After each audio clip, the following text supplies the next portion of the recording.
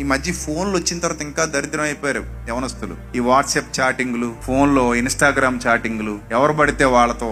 ఇది లవ్ అంటే ఏంటో కూడా తెలియదు వీళ్ళకి. ఆల్రెడీ లవర్లు ఉన్నారంటే వీళ్ళకి 8వ తరగతిలో 7వ తరగతిలో సిగ్మాల మొక్కలు వీళ్ళకి లవర్లు. బయటికి వెళ్తే రూపాయికి మారరు, అడుక్కోనకు కూడా పనికిరా, అడుక్కోవటం కూడా రాదు వీళ్ళకి. ఆ ఒంటికి రాసుకునే పౌడర్ తో సహా మీద వేసుకున్న బట్టలు వాళ్ళ అమ్మా నాన్నలకు ఉన్నవే. చివరికి వీళ్ళు వాడే డొక్కు ఫోన్ వాళ్ళ అమ్మా నాన్నకు ఉన్నదే. సినిమాలు చూసి వీళ్ళేదో పెద్ద హీరోయిన్లు అనుకుంటారు. పావలాకి మారరు, బయటికి వెళ్తే పావలాకి 2 రోజులు ఇటుక బట్టిలో పంపితే దైత్రి వదిలిపోద్ది. ఎండాకాలం సెలవుల్లో ఫెయిర్ అండ్ లవ్లీ మొత్తం కరిగిపోయి ఇటుకల మీద అడిపోద్ది. అప్పుడు ఒరిజినల్ రూపం బయటకు వస్తుంది. మీ అమ్మా నాన్న కష్టం అర్థం అవుద్ది. అప్పుడు పెట్టు ఫోటో మీ లవర్కే బాగున్నానా అని 2వ రోజే నువ్వు వద్దంటాడు. ఇంకా రేపు నుంచి ఆయన కూడా వచ్చేమని అక్కడికి 4 ఇటుకలు చేస్తాడు. లేదా కొప్పనూరులకో కోతలకో తీసుకెళ్లిపోవాలి. నడు వంగిపోయి దైత్రి వదిలిపోద్ది. అప్పుడు వాళ్ళ నాన్న కష్టం అర్థం అవుద్ది. అసలు 8వ తరగతిలో 9వ తరగతిలో 10వ తరగతిలో ప్రేమలా ఎప్పుడు దెబ్బ తగులుతో తెలీదు. గట్టి దెబ్బ తగులుద్ది. ఆ రోజు ఏడ్చినా మళ్ళీ తిరిగి రాదు నీకు ఆ జీవితం. ఆ మధ్య రాజమండ్రి సంఘానికి ఒక అమ్మాయి వచ్చింది. ఏడుస్తుంది. ఏమ్మా అంటే, అన్న నేను డిగ్రీ చదువుతున్నాను, నేను చెప్పుకోలేని వ్యాధితో బాధపడుతున్నాను అన్న. ఏమమ్మా అంటే, ఘోరమైన వ్యాధి నాకు సంక్రమించి. ఆహా,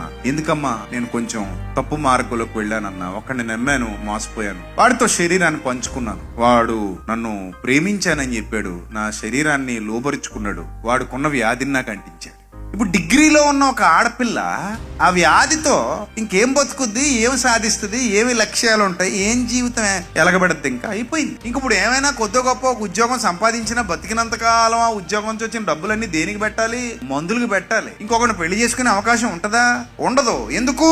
యవ్వనంలో పుట్టినటువంటి తప్పుడు కోరికలు తీర్చుకోవడం కోసం వాడు ఎవడో తెలియదు గాలోడు 2 గులాబీ పూలు వేసుకుని తిరుగుతుంటాడు అలా కాలుగాలి పిల్లగా. ఆడికి పడిపోయి ఆ మాయ మాటలు నమ్మేసి శరీరాన్ని వాడి చేతిలో పెట్టేసి ఆ క్షణికానందం కోసం జీవితంలోకి భయంకరమైన రోగాలు తెచ్చుకొని, ఇవేమో మింగితే వదిలే రోగాలు కావు, మొసలు పట్టుకున్నట్టు పట్టుకుంటాయి. లైఫ్ లాంగ్ ఆ రోగాలతో బాధపడాలి. తిరిగి వస్తుందా జీవితం? ఆ పనికి వాళ్ళ ప్రేమికుడైనా తీసుకొచ్చి ఇవ్వగలరా జీవితాన్ని? ఏమైనా తిరిగి తీసుకొచ్చి ఇస్తాడా? వాడు ఇవ్వడు.